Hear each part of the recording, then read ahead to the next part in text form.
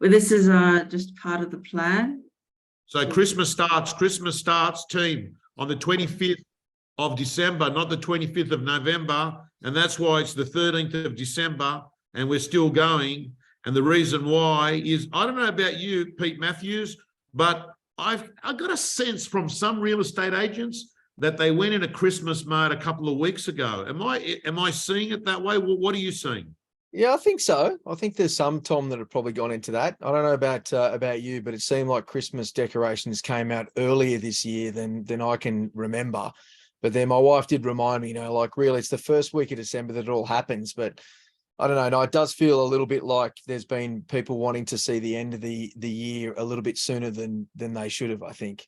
Yeah, well, what a year it's been for Realtair, and I had other clients that told me the other day they're on with one of the other providers, and they said every time we come on, we just get envious. Our agreement ends with the other provider in February, which I wasn't even aware that some of the other providers, they've got long-term. Is that the way it works, Pete? Like, yeah. Normally, I mean, some contracts we've got sort of annual contracts depending upon what people take, but there's some that are longer. I've heard of some with 2-year contracts, which 2 years is a long time in tech. I can tell you 1 year is a long time in tech, but 2 years is an eternity. Yeah, we ran through a business plan session, and we had a guest for the real estate gym being Panos Findakakis from his new, well, you know who they are, agent. The agent is used to be eView, right? Yeah, great business.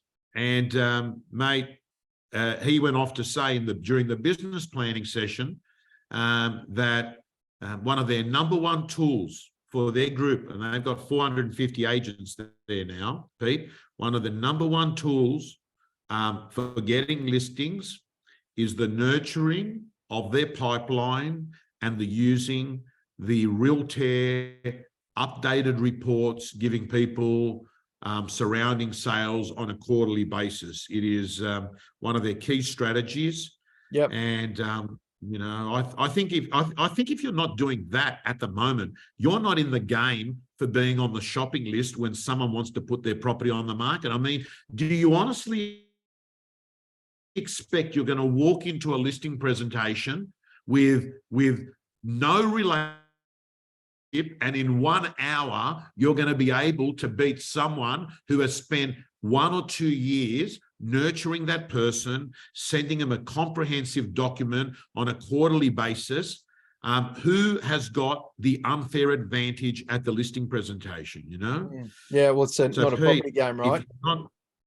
What's that? It's not a property game, it's a relationship game. Property 100%. Just happens to be the product that we work with, but it's a relationship game. And what I think's been really great this year for us is just being able to update and innovate pitch, where we've done a series of pilots with offices, Tom, where a lot of feedback we got, which has been great around pitch, has been able to, can we schedule a price update? And we've actually just launched that. So new customers and existing customers will have access to that in the new year. And that just means that instead of having to think in 3 months' time, I'll go and send another price update, or 6 months' time, whatever it might be, you can actually schedule that and it'll pop up in your email and you can just review it, send it, done. So what used to take about 5 minutes will take about 30 seconds. And that's good. So I can see you're bringing a lot of the functionality that a lot of these, like your Facebooks are. I mean, Facebook recently introduced, post scheduling. You're going off and you're finding out what the real big tech companies are doing, which they do their own research and they understand how their customer wants to work. But today, Pete, it's a little bit of it's a summary. We're going to give a prize away at the end. We've got a voucher at, I think at Westfield, that we're going to give away. We're going to give it away on this webinar. And Susan's in the background. She'll tell us the methodology to actually work out who that winner is. But Pete, one of the great brains of real estate in Australia, we were just talking off air about you seeing a reel from about a decade ago. But Pete, I remember you used to walk in when George Nikos and I owned an office in the inner west, a Ray Wyatt office. I still remember the day you came in. You'd been looking for I don't know why I remember this. I don't know why this detail is sketched in my brain. It's not going to help me in any way. But you'd gone looking for a bed the day. Right. Actually, do you know what that might have been, Tom? That might have been that I think I was buying a bed for my she was my girlfriend at the time, as a birthday present, and now my wife of 25 years. But I think actually that's what it was. When I think back now, I haven't bought too many beds when I think about it, but that was one of the moments, I think. So you've heard it here. I've heard of a lot of presents, but the boyfriend buying the girlfriend a bed. What a strategic play. What a play that was. So I know it's an obvious conclusion to draw, but it was a necessary daily item that was required. So I thought it was my position to be able to assist with that need. And if there was any benefit that came from that, it certainly wasn't my intention. Okay. You've heard How it. did that go? Did that's come across okay? No. I mean, look, I mean, I remember at the time you didn't say it in any sort of a conniving way. You came in, oh, how you been? Yeah, I've been under the pump. I've just had to buy this bed. And I thought to myself, yeah, okay, well, so that's the background to it. Now, Pete, biggest threats to real estate agents, this morning I wake up to find out a buyer, and a high profile buyer has been, I don't know if you're aware of it, they got done and lost $750,000 by a scammer, convinced them to transfer the deposit. This is in today's press. Yeah, it's not uncommon, Tom. The thing about it is that we did the roadshows this year with the REI, so I got to do a presentation as the president and all that kind of stuff. But I also delivered the CPD component of part of that, and that was around cybercrime. And the great team at the REI put it together. Aaron Barber put a great presentation together. And when I was delivering that, every time I delivered it, I got a little bit more nervous about the industry, because even if we've got, so many, we carry so much money, we've got this, we carry this cash in our rental trust and our sales trust. We've got very little protection, because really, let's face it, these cyber criminals are smarter than most. We're a bunch of small businesses and small business people, and we don't have a massive budget for cybersecurity. So we are a pretty obvious target. But where people are losing money is the fact that their customers are being defrauded of money. And that's, an obligation that we can assist with just by simply having the right processes in place. And unfortunately, some of those processes, and I can even tell you after doing all the roadshows where we did surveys of those, 82%, Tom, of agent emails across New South Wales from those roadshows had been found in a breached password list. 82%, which is huge. So you think about that underlying risk that sits there. It worries me greatly. And a lot of things that we're looking at in relation to what we do from a tech perspective is look at ways that we can sort of take some of that responsibility, if that's consumer protection, away from agents and give them the tools so that they can actually provide that protection to their customers. Pete, if you're a Realtair client, how much more protection do you think you have in cybercrime versus not being a Realtair client? How much level of protection does it give you? I mean, I kind of, so without advertising, I guess all of this, but we are, let's face it. But I think the thing about it is, if you look at it this way, you've got communication, which has got to be in writing. Most of that communication comes via email.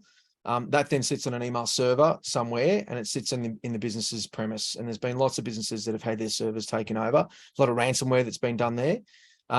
Those servers carry those bank account details as an example. Even if it is that you receive it via email, you then do a telephone call to follow up in getting the vendor bank account details correct, and that can be easily intercepted if somebody's taps on a bit of ransomware that they don't, malware that they don't even know about, and it could be sitting there dormant on the server. So what we've done is that we've got a process in Realtair Sell called deposits, where effectively we can manage the deposit with just 2 clicks from an agent to be able to then securely and encrypted receive those deposit funds and have it land directly in the agent's trust account. We do all the communication so everybody knows it's landed there, particularly once it's cleared. But we do exactly the same thing, and I think it's even almost more important in some ways that you've created this relationship that we were just talking about before. You've nurtured this customer. You've created a relationship of trust. You then marketed the property. You've introduced a buyer. You've negotiated a sale. You've got the deal done. You go through the settlement process, and then you end up transferring the funds to somebody else.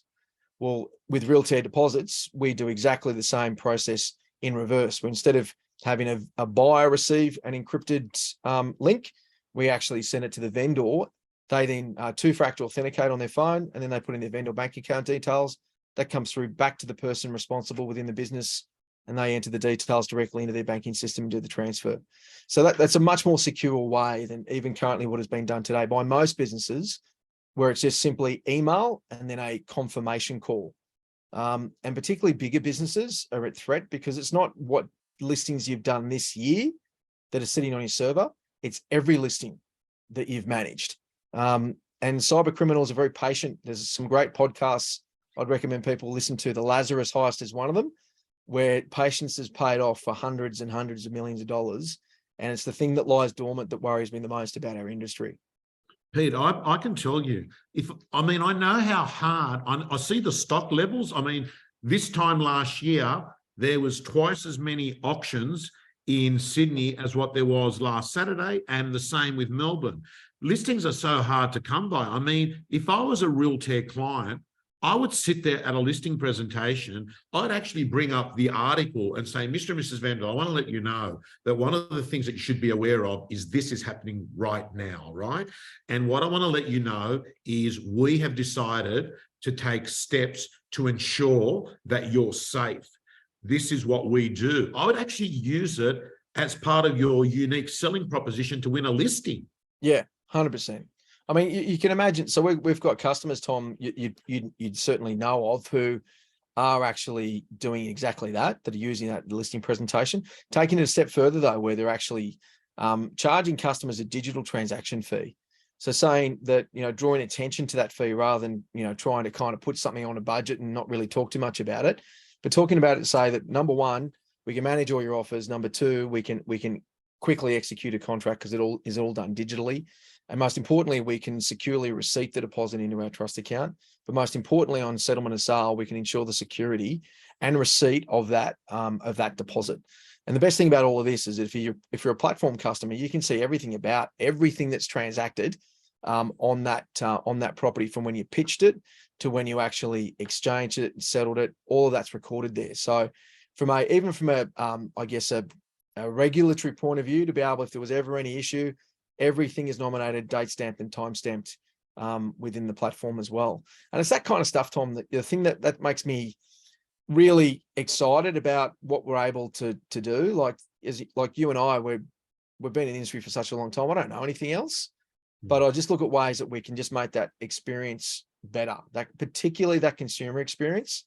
As agents, I think we've got to get far more focused on ensuring that we provide a better experience for our customers, and we move from, sort of being third from the bottom of the ethics list to being much further up the chain, which I think we're unfairly treated, but, we don't always, sort of demonstrate the great work that we can do and demonstrate things like we were just speaking about, where it is focused on ensuring that the consumer is protected. Now, Pete, I'm just looking at some of the results that have come through on this poll. The question is, what will be the biggest threat to agents in 2023? Losing listings 21%, market conditions 5%, cybercrime 21%, but the big one is unable to adapt, Pete. Do you reckon is that a market, adapt to the market, do you think, rather than sort of adopt?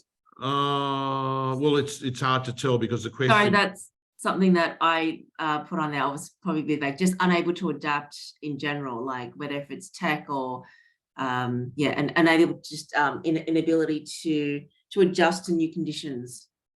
Yes, it's unclear on whether it's from a tech perspective or a market perspective. But I want to put it to you, Pete. I've got to tell you, I think a lot of the time you know, when I've been talking to agents about, you know, taking on, pitch, sign, sell, becoming this total business that becomes paperless and becomes effective in listing and selling more property by giving you scale and leverage. Everyone loves the concept of, hey, tech is going to make me efficient.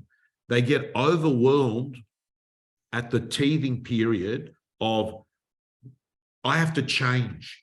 Am I capable of changing? Will change be hard, right? It's never about, it's not about cost, which is interesting because a lot of times with products, oh mate, things are too expensive. It's not about cost. It's about people get scared that they have to change who they are. How hard is it changing and becoming someone that is not signing on glass and is not sending digital pre-list kits and is not sending digital price updates and is not actually doing the agency agreement and the trust accounting?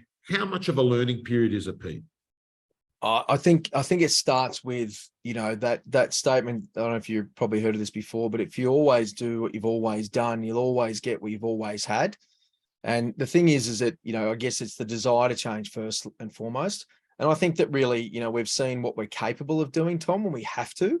COVID showed us that, you know, during that 2-year period. You know, like I remember when I got the call the week off and we had to shut down, we trained over 1,000 agents and 300 auctioneers in 3 days. You know, so it wasn't a case of not being able to change, it was making the decision to change, and that was foisted upon us. So I'd say to any agent that's worried about it, the first thing is that I do evaluate everything before you make a decision, but then make that decision and then back yourself for it. And like anything else, you've just got to practice it. The mistake that I see agents make is that they go, okay, I'll get it, I'll sign up for the tech and I'll do that. And then of course, the first time that they actually do a contract is when they're doing a live one. They don't practice, they don't spend time, you know, refining their craft. But you know, you'd never go out, send a salesperson out to sign a prospective seller, but never ever show them how to actually fill out an agency agreement. You'd never do that as a principal. And I think one of the biggest mistakes is that there's a lack of leadership when tech is adopted, and that's generally at a principal level because they might abdicate that to somebody else. And the other part of that too, I think, is that, you know, in that leadership decision-making process, I read an article and the headline is that you need to treat tech like a staff member. Tech doesn't get treated like a staff member. If it did, it'd be like a staff member of the old days, probably when you and I started, right? Where you get chucked the listing kit and say, right, oh, there's your desk, go for it. And you don't really get told what to do. Well, today, that's not the case. Nobody would put on a resource and not go through an onboarding process. No one will put on a resource without doing a proper introduction and working out where that resource fits inside of the business. And without actually in that introduction, explaining how that person's job relates to the success of the business. However, with tech, it's like, oh, we've signed up, it's done. Well, that's not the job. And if you treat it like a staff member, it's ongoing, it gets reviewed, it gets taken seriously, and it has leadership. It has somebody that has got responsibility for that person, and in this case, for that tech. And I think that's where we get things wrong. All right, now team, I'm letting you know that are watching both on Facebook and on Zoom, we're giving away a $100 voucher to Westfields during this webinar, but you need to type in the Q&A what they think the future of real estate looks like. So there it is. We're going to pick a winner shortly. In the chat box or on Facebook, can you please type away, what do you think the future of real estate looks like? What do you think the future? And Bianca from Realtair is going to organise to get that voucher across. Thank you, Susan, for putting up there. Peter, to you, let me ask you, mate, what do you think the future of real, like, okay, let me make it easier. What new technologies or tools, you've been to the US off the top of my head 3 times this year or 2 times? 3 times. You've been to the US 3 times this year. And and the great news, guys and girls, is that this product, John McGrath was telling me, we did $1 Million, we do a podcast, and it's weird because sometimes we've got conflicting views on things.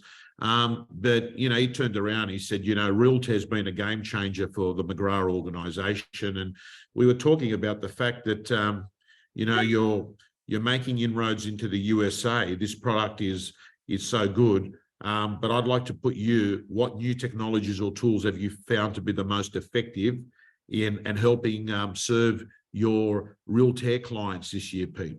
Yeah, well, I'd probably say this year we've had a number of things that have been really popular. The price updates that you were mentioning earlier, having those operating on a consistent cadence for a sales agent has produced incredible responses. Like 1 in 10 of those price updates result in an appraisal, which is fantastic. In fact, I must admit, I felt when if that first came out, it smelled a bit too high.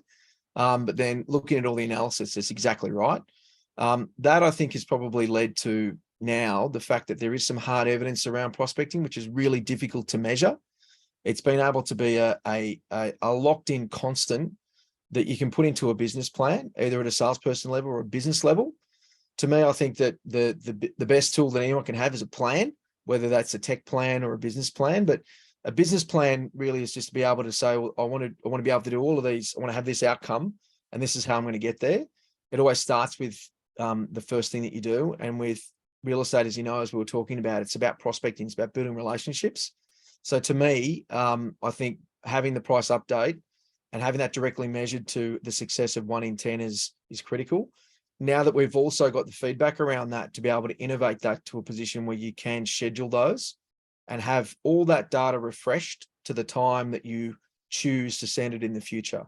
So if I choose 3 months from now, it's going to be, all the data is going to be refreshed. I get an email with 5 or 6, whatever it might be on that day that I've got to review and I can send.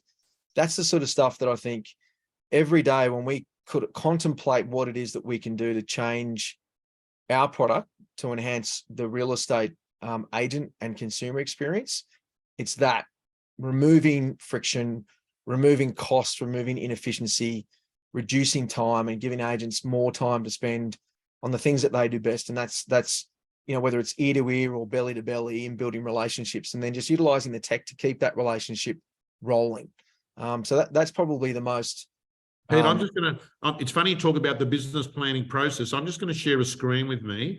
Here is, we ran our clients through a business planning process. And one of the key numbers that we care about, and we did this with Panos and Maria, is the magic number, which is number of appraisals required. Now, just think about a team. We know we've got a record of 1 in 10. So you do 300 digital pre-lists or digital price updates. That's going to equate to roughly 30 appraisals, right? You know that comes from that. Then you might have some from open homes. Then you might have some from your social media. Then you might have some from nurturing your pipeline or your chase list. Then you might have some from expired listings. But all these work in combination, not in isolation. And I can tell you, there's nothing better than knowing that if I sent out 300 reports, I'm getting 30 appraisals, right? Numbers don't lie. Pete, other questions I want to ask you. So you're saying to me that the price update from Pitch was one of the best tools for? Yeah, but I think probably the one that I'm even more proud of, Tom, is the deposits. You know, Realtair Sell, you know, you've got the ability to do offer management as well as timed auctions and live auctions, which, you know, we're all passionate about. But just particularly around some of the stories that you mentioned earlier and the risks that consumers have got at the balance of the transaction, the deposits is probably one of the key things that I think that we've been able to achieve this year, because it's not just about helping agents do their job. It's also got a really strong consumer value proposition, as well as the digital offers. If I'm going to be frank, like looking at that, I mean, I've been saying even before I was president, one of the things is about, you know, transactional transparency. The reality is that it's very, very hard to get a consistent response when dealing with an individual agent, even sometimes in the same office. But having a consistent way for buyers to be able to communicate their offers, to be able to have that housed in one platform and be able to deal with each of those buyers in exactly the same, you know, transparent way, And if it is really competitive, to be able to make it even more transparent by converting that either to a timed auction or a live auction, I think really just improves that whole consumer experience. And next year, that's going to be a major focus for us, is just ensuring that what we do for agents is that there's as much value for their consumers as well on the other side of that transaction. I'm just reading some of the comments that are coming up. Craig Missile, and some of these, it's like they're pretty black and white questions. May I ask your view as to why you believe Realtair offers better value than real time? I can easily answer that. Go to our website. We've done analysis on that. So Craig, go and have a look at the website. I'd love to direct you there. Okay, so the website Realtair? Yeah, so realtair.com. We've done a competitor analysis. So, it's, I won't say that it's not slanted in our favor. Of course it is, but it does do a complete, on our view, analysis of our product compared to our competitors. So Realtime is one of those competitors. There's several others that have got parts of what we do. No one that's got the complete platform at this stage. No, and that's the attraction to me, is you're the closest thing to the Apple ecosystem. Everything's connected. It's all there. It's not, you haven't got things clunked on. And there's a bit of that. There's a bit of clunk. We've clunked this onto this business here with you guys. No, man, everything works and speaks to each other. So, and by the way, Craig, the way I come up with my views is by talking to clients. And clients tell me, Craig, that they love Realtair. Clients that were once with other providers that go to Realtair tell me it's chalk and cheese. They're so happy to make the decision. And as I was saying to Peter before, there's a bunch of clients that have actually said to me, I'm waiting for my agreement to run out because I've seen and tasted enough of Realtair that I want in, but I'm going to wait for my agreement to run out, 12-month agreement. I'm just reading some of these comments that are coming here, Pete, and that is, the future is where an agent. So Shane, we've asked the question, where do we think the future of real estate is? What do you think of this, Pete? The future is where an agent doesn't need a scanner or printer, can work from anywhere at any time on any device, from appraisal to settlement in one platform. That's a bloody short sentence, but I love it. Yeah. Is that possible? Is that possible? Of course, that's what we do, Tom. I mean, it feels almost like a loaded statement, but yeah, it's exactly what we do. And that's a never-ending. It's a never-ending process. I think the thing that any tech company makes a mistake with is that you think that you're finished. You're never finished. There's no such thing as a full serviced technology platform, because it is, unless it's innovating, it's dead. And once you feel like that you've done the job, then that's when you need to hand the baton over to somebody else, because it's never finished. There's so much innovation that's happening in the prop tech space. And whilst it's a little bit more challenging from a capital market perspective, the great thing about going to the US, Tom, just an aside, is that you actually see what they do versus what we do. And there's some tech there that, that we've looked at some of those things that they're doing that we intend to adopt next year. There's also, collaborations that we can have with some of those tech platforms where we don't necessarily invest in building those component parts, but we make them sort of work seamlessly in collaboration with our platform. And it's those sort of exciting things, I think, that I look at sort of the future of real estate being, is that it's a continual technological evolution that provides agents with time back to make the decision as to where they spend that, but be able to run their business from anywhere, anytime, from any device, not just one. So the big thing in the USA, and you're the one that brought it up to me first, but since then I've sort of looked into it more and spoke to people, is this major court case, if you like, to describe it as that. Pete, I think we can't assume that everyone knows what's going on there and they're across it. Just explain it, because it's very interesting, because it's not just the court case, it's the model in real estate in the US looks like it's moving towards an Australian model. It is, yeah. It's interesting, like of all the years that I've been traveling to the US, I feel that we're probably the closest to converging that we ever have before. But the way it works over there is, Tom, you've got agents you've got selling agents and buyers agents, and they both are paid. In fact, buyers don't pay buyers agents, and that's the critical thing here. Unlike it is in Australia, where a buyer's agent is paid by the buyer, a seller agent is paid by the seller. A seller will pay a 6% commission. In that commission, the selling agent will do is it will basically take that property, and unlike the portals and social media channels that we're finding ways to be able to generate inquiries, they pop it into what's called an MLS, a multiple listing service, which is basically like a closed private website where those properties are put in and only members of that MLS can get access to it. So the buyer's agent members access that stock. They then introduce their buyers. They then negotiate the sale with the selling agent. And then once a deal is done, that commission is paid to the selling agent, that full 6%, and 50% of that is paid from the selling agent directly to the buyer's agent. So the buyer pays nothing, but the argument is that as the seller is paying essentially for the buyer's agent commission via the selling agent, that is a direct conflict of interest. Now, whilst it is now at a national level, it really does seek to change the fabric of the way that the industry in the US has been traveling for decades, where they would become exactly like us. And that's, I guess, where some of the interest in our products came from, not just on, we've had some really, really strong demand on the pitch side, but particularly around Realtair Sell, where it is about sort of utilizing, they don't do a lot of auctions over there, Tom, and I'd love to say that, you know, you and I could wander over there and pick up the gavel and swing a few. I will say that most of the interest is in the timed auction and timed sale environment that we have. And they are basically going to remove the whole word timed sale and timed auction and just call it timed sale, because what they will have to do is to learn how to deal as a selling agent with multiple buyers, be able to do what we do, and that is corral them to an effective date and encourage them to bid their best. The difference being, I think, they, instead of, you know, doing that 30-year journey that we have done, they'll pick up where we currently are today, and it'll be very much a tech-focused environment where it'll be a time sale, and that's where I think there's going to be some significant changes.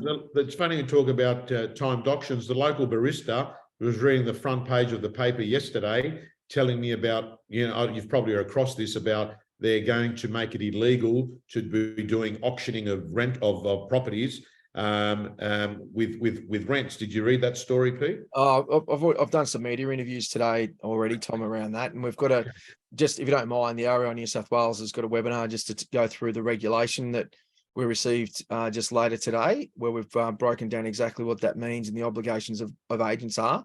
Now you look at that. Sorry, I have to jump on my political bandwagon here, but agents have been pinpointed here to be doing the wrong thing. When it's a market-driven function, it's supply and demand, and there's no supply. There is likely to be no great increase in supply, because probably like you, as with me, I'm doing heaps of auctions for investors that are looking to get out, and they're getting out of the residential investment market because there's very little incentive to stay, because there's further restraints that the state government is trying to impose on agents, as well as landlords. And the only thing that's going to happen here is that the loser in all of this will be the tenant, whom they are trying to protect.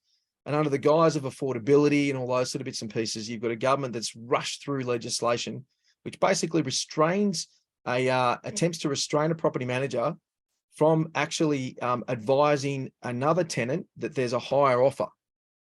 I mean, it is absolutely ludicrous. And I don't know what evidence the government has got to go into regulation mode to solve a problem, but really that they're pointing the finger at the very people that through COVID, floods and fires have been absolutely amazing, dedicated, talk about nurturing and empathetic people property managers have been over that time. And now they're saying, well, look, you guys have been doing the wrong thing because there's all this, you know, you're driving up rents. Well, what has the government done, and what are they doing now about supply? And that's where the problem is. There's been no clear plan. There is a bit more at a national level today, but at a state level, there's just nothing, and there's no incentive for investors. Your product would lend itself. Well, I'm thinking about it. Your product, I mean, just fundamentally, if you think about it, a timed rental auction actually. You can't do rental auctions, Tom. It's illegal. It's You illegal. can't do it. Yet, I mean, yet it's very transparent. I was thinking about it. It'd be the It most is. transparent way. So what are they going to do, Pete? You're Well, going to get a they're gonna- landlord that's going to put a property on, they're just going to increase the rent by $200 and So say that's the rent. One of the things that I said to one of the news agencies today is to say, well, all of this is now going to say to landlords, well, if you are gonna do anything, well, you can imagine there's going to be landlords that are going to say, well, if you can't actually disclose that I've got somebody who's got a higher offer, I'll just put it on for hire and we'll see what offers we get below it. I mean, it's just absurd, and it's just reactionary, policy, because politicians have got, the fear that they've done nothing. They've done nothing for 5 years, and I'm apolitical, Tom. I always have been, but it just absolutely blows me away, some of the decisions that have been made with very, very little thought at all, and just choosing, to pick out property managers who have done such an incredible job over the last couple of years. It's an industry that is really difficult to attract people to, and now they've just made it even harder. And they're going to remove transparency in the process for tenants, so the consumer experience will be worse. So, regulation does not solve problems, and this one certainly is going to create. I'm reading some more of these. Lisa Novak, social media will take over the real estate portals. Wow. And speed will be the new accuracy. Suzanne Rodeo Grady, who's a consumer, by the way, I know him, he's a consumer, he's not in the industry. I think the future of real estate, particularly for agents, is supporting buyers and investors to understand, manage expectations and structure finances around the long game, in which people have a greater amount of skin in the markets and less predictable economic circumstances. David Dyer, high tech in the future will definitely streamline the business, but personal connections will always win the business. But the one that I want to ask your view on, Pete, is I think the future, this is from an anonymous attendee, I think the future of real estate is about the consumer position. This is not defined by bricks and mortar, example, an agent sitting in an office with a client. I think it's about an agent offering a fantastic consumer experience to every buyer and seller from a digital office, i.e. a remote office, which offers flexibility. Whether in a client's home or a cafe, the experience needs to be supported by the latest technology, which creates an adaptable environment for the agent. Any comments on that, Pete? Yeah, look, I'm in sincere agreement of that. I think that it's never really been about bricks and mortar at all. It's always been about relationships. So anything that you can do to enhance that relationship is valuable. And if you can use tools that can help you do that, technology tools, and you can use those in a fashion where it doesn't require you to, have a very expensive, corner high street location, then that's valuable. I also think that, like, we can take sort of the leaf out of the brokerage market, the mortgage broker market. You don't find that there's brokers with, high street locations and things like that, because they've got tools that allow them to operate remotely. Agents have got the same thing, and I think that whoever that person was that made that statement is very, very true. It's all about, everything should be focused on, as from an agent's perspective, whatever I do, how do I improve my relationship with the consumer? Is what I'm doing going to make it better or worse? And if it makes it better, it's worthwhile doing it. Obviously, if it's not, and if it doesn't include transparency, which is what buyers demand, then I think we need to be looking at strategies that do. So it's interesting, Pete, because one of the things I do on a regular basis is I sit through a second interview with a principal when they're employing staff on Zoom. And I noticed over the last year, previously I was focused on two things: EQ and work Q. Never really on IQ, right? EQ being their emotional, quotient, how they can read the play. The second one was work Q. Is this person got a high work ethic? But now I'm looking at the third one, which is TQ. And the TQ is their technology quotient. I'm looking at, will this person come in and think to themselves, I want to do 100 sales a year, right? For me to do 100 sales a year, I've got to do 8 every month. If I'm going to do 8 every month, there's going to be a fair bit of workflow and processing. Has this person got the ability to sit through, whether it's agent box or whatever CRM system they're using, the ability to quickly understand how to maximize that, the ability to quickly understand, hey, this is how I'm going to be processing my agreements. This is how I'm going to be getting clients to sign the contracts. This is how I'm going to be nurturing my database. Before I go out to a listing presentation, I'm going to text them this beautiful text message that I'm trying to work out, is this person got the ability to grasp that, you know? And I just think to myself, it's shifted because I don't think it was as important, but you got a disadvantage now if you have to manually try and process. Like there are people, we had a guy that was doing, I think, close to $1 million without an assistant because he was using Realtair from A to Z. I think his guy was from the agency in the north. Maxie. What's his name? Max Wagshall. That's it. That's the one. Yeah. And this, I think you'll remember he's got his kids are a little bit older. I think at the time they were 2, 4, 6, and 8, 4 kids.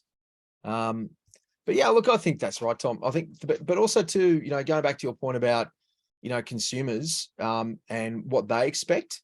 Like they expect that agents will have these tools. They don't expect to sign a paper contract. I mean, I can't remember the last time I've actually signed a paper contract as an auctioneer. I really don't. The hard thing is I've got, as you've seen in my preamble, I've got, you know, the fall of the rosewood gavel and all that kind of stuff. Well, it's a bit hard when you're holding an iPad. So I've had to find other bits and pieces of things to whack in order to demonstrate that. But it's because everything is online. I mean, I was with an agent last Saturday who had a property which, you know, in this market is just, you know, it was just golden. 25 registered bidders. It was Catherine Murphy from the agency. She 25 registered bidders. There was 3 people online. Those people had just as much opportunity to bid as the other people that were there on site. But not a brochure, not a contract. Everything was digital. The registration was done digitally. They weren't in a panic registering 25 people in a day because they sent out the links and had the QR code available beforehand so they could register all those people in advance. So it's that kind of stuff that you look at it and you see that, you know, like that's where you kind of, if you're an agent, you're not utilizing that. You might have a digital check-in, but then you're writing down bids at an auction. It's not a very consistent approach. That's not what a digital agent is. It's somebody who embraces all of that and looks to get better and better. Find more and more technology. Give me, you know, send me messages and tell me it'd be great if Realtair could do this. It'd be great if Realtair could do that. I love hearing those things because then that gives us a really, really clear path about what we can do. Feedback from our customers is just so valuable because it's shaped the product that it is today. The great news is it's being shaped by the customer, but it's also being listened to by not someone that's just come out doing a Bachelor of Science degree in computer science. It's actually there's definitely no chance of that, Tom. No, your place is flooded with real estate intel, mate. You know, I look at, you know, you've got quite a number of people, you know, from Lee Woodward to Ben Matthews and the other boys there that are auctioning. They're talking. Ben Mitchell's going to be horrified that you said Ben Matthews. Oh, sorry, Ben Mitchell. Hey, Mitchell. Ben. I'm sorry, mate. There's a bottle of champagne coming up for Christmas, mate. Don't worry, we'll taste it for it. So sorry, Ben. So what I was going to say, Pete, in a moment, I'm going to get you to pick a winner. I'm just going to give you some and you can pick a sample. But I'm just having a look. Everyone, Susan there in the chat box, she's actually put down realtair.com/Tom Panos/ if you haven't got on board, 2023 starts today. You get up. So I want you to come back to work, let go of the handbrake and start moving straight into work. Not looking for, oh, what am I going to do? Set yourself up for success now. So let's have a look. Let's have a look, Pete. Now I'm going to go to the chat here. Now, what do you like here? I think the future of real estate, that was the anonymous one, which you said you agreed with. Then there was another one here, which I thought that you, the future of real estate is where an agent doesn't need a scanner or a printer. I like that. Do you know the one I like there, Tom, is the future of real estate. The winners will be those who use technology to simplify their processes, but realize the value is being human with high EQ combined with tech, and this will create absolute weapons. I'm not sure about the weapon part. Sounds like it's been weaponized, but to me, I think that's who is that from Penny? It is from Penny, yeah. Okay, so Penny, we look like we have a winner. So Penny Vandenherk, if you Vandenherk, I think it is. VANDR. What did you think it was, Pete? Vandenherk, I think, That's isn't the it? one. That's the one. Penny, winners are grinners, $100. Westfield, go use it at JB Hi-Fi. That'll be in line with what we're talking about instead of Woolies, right? Well, if Penny doesn't actually have any Realtair tools, well, maybe we could put it towards a subscription. I'd be happy Oh, well, to there help you her out with go. that too. There you go. So Penny, there's an offer. There's an offer. Reach out to me, Penny. Peter@realtair.com. Happy to hear from you. Peter@realtair.com.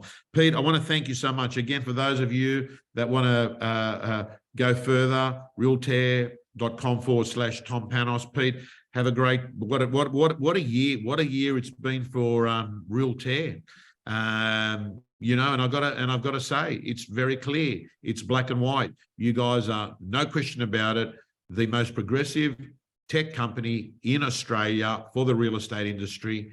I believe that the gap's got bigger between you and your competitors, and the reason why is your products got better. The reason why your products got better is you listen to the customer. When you listen to the customer, and I get it, changes, like you can't listen to a customer and there's a change on the day after. You know, tech changes. You know, these developers and engineers that work away. It's not as easily as editing a document, right? It's right. We've got 180 people in the company now, Tom, and about 80 of those are purely involved in the development side of the product.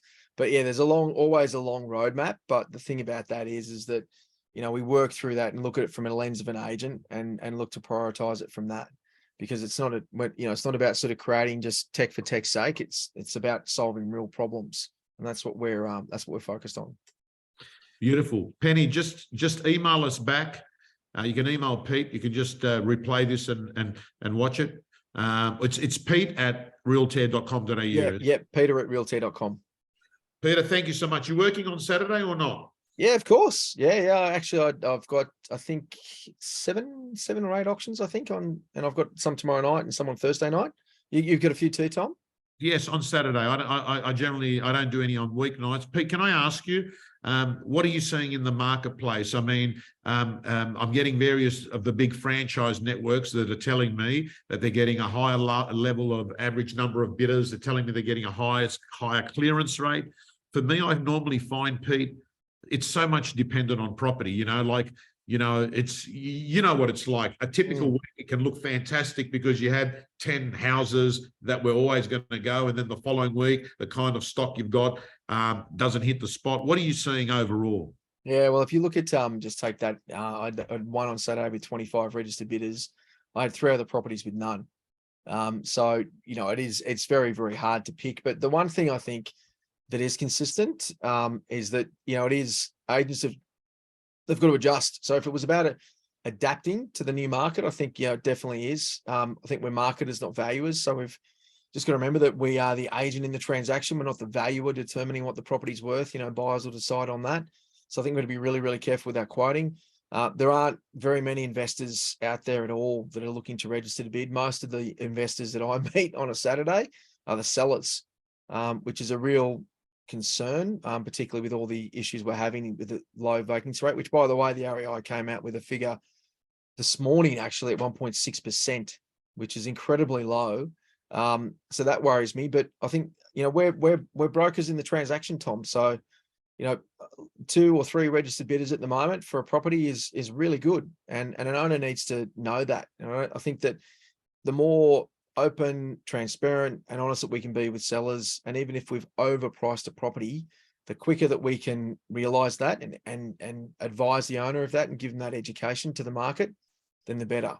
Because I think sellers who are waiting for the market to improve will be, unfortunately, very upset with the outcome of that, because I don't see that things are going to improve dramatically in the new year. I think at best we might hit a level playing field. But you and I would know, Tom, like selling in the recession, which we're not in now, but selling in the recession, we still sold properties, right? We still listed properties. It's a market where I think good agents can prosper, and some of the wheat and the chaff is certainly spread out, and we'll see a lot of people exit the industry. So, Pete, it's really interesting. And the reason why that happens is that we're not a cryptocurrency. I mean, nearly every transaction in real estate happens because either the home's too small or it's too big, either someone has passed away, either a couple have decided that they're going separate ways. It's because a family is going to have kids go to a new school, so they want to be in that right catchment area.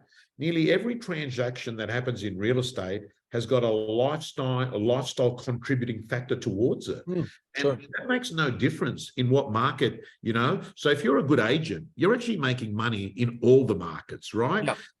So it makes no difference. But Pete, I'll just finish off and saying this. It was really interesting. I was finishing an auction on Saturday, and the owner goes to me, Tom, I can't look you in this is the vendor said to me, we were short of 100 grand, Pete. She goes, I can't look you in the eye and say, I'm going to take this and be happy with it. And the reason why is I would have got 10% more 8 months ago. And she goes, I trust you. I follow you. She goes, am I saying anything that is incorrect? And I looked at her and I said, you're probably right about the 10%, but you're not losing 10%. I think what's happening is you made 45% in 2.5 years. That was unjustified. It's now becoming very clear. It could not be substantiated long term. You're giving back 10 out of the 45%. And she just stared at me and she goes, you know what? I think that number's about right. And I said, here's your worry. If you don't take this now, you might have to give 20% back in May. So you've just got to make this decision. And there was a bit of argy-bargy, but she accepted it. But I think people aren't losing money, Pete. It was unrealistic to have a 45% growth in 24 months. Yeah. It's been, well, you think over the last 30 odd years that you and I have been in the business where you've seen markets like we just have, off the back of a major thing like COVID. But yeah, I must admit though, I'm actually spending more time during the week calling vendors on behalf of agents in preparation for that Saturday auction, because there are some sellers, just like that seller that you mentioned, that just look at it with very different set of eyes, that forget about the amazing growth that they've had. And if you're good enough to pick the top of the market and sell, and you're good enough to pick the bottom of the market and buy, well, good luck to you. It's definitely not good management. It's bloody good luck, because you only ever know that you finished at the top when you're on your way down. You only ever know you're on your way up when you're past it. So I think the great thing about the business that we're in that's sustainable is exactly what you said before, Tom, is that, it doesn't matter what the market is, people have got a reason to buy and sell real estate. And long as we've got those relationships and we nurture those, as we've been talking about, then we're in a good position to be able to, have a sustainable living. And, there's a lot of people that have been impacted much more significantly than agents. But we're very fortunate, I think, that irrespective of that market, is that we can still, provide great service and all the rest of it, but still earn a pretty decent living along the way too. All right. Well said, Peter. Merry Christmas to you and the Realtair You too, mate. And to all our listeners and viewers, thank you so much for joining us. Have a great year. Have a great rest of the year, and we'll see you next year. Thanks for tuning in. Thanks, Tom. Cheers.